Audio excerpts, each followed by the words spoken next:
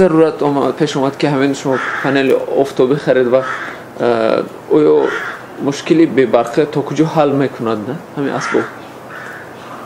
از بس که ما در قشلاق زندگانی میکنیم ما برای گرمیدهی یگان مشکلی نداریم، گوییم هم میشود برای که از خودمون میبراید گرمیدهی.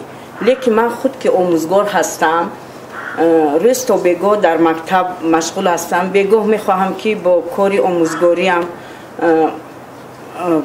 مشغول شوم و یک اقلا دفتری خوانندگان رو تفتیش کنم. این بسیار به من مشکلی آورد، برای همین مجبور شدم که پنل آفتابی گیرم و از همین استفاده برده کمی هم باشد با خودم یک آسانی یابم و همین مشکلی خودم رو حل کنم.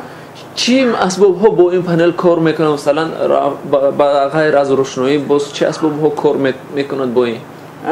مثلا تلویزیون کار میکند، ما از خبرهای جهان آگاه میشویم و روشنایی حقلا روی حولی رو روشن میکند، خانه‌ای که میشیم اونجا روشن میشود. عموما که همین کمتر هم که باشد ما از این پنل آفتابی وسیع‌تر استفاده میبردگی شده ایم. حضور پیشتر مشکلی به برق چه خیلی حل میکرده؟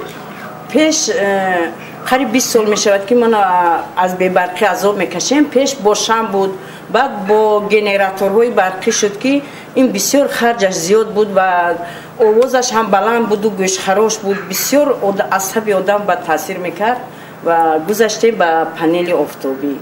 این مشکلی ما رو حل نمود. یعنی برترش این است که این یعنی با کار در آوردنش آسان است نسبت گنراتور. با چی برتری ها دارد پنل آفتابی؟ این نسبت گنراتور و در گیراندنش آسان‌تر، هم به آواز هم کم خرج. هر روزهایی که آفتابی باشد بسیار برق میگیریم. بخوای برق گرفتیم روزهایی که با آفتاب نباشد همون برق پیش گرفته همون رو استفاده میبریم.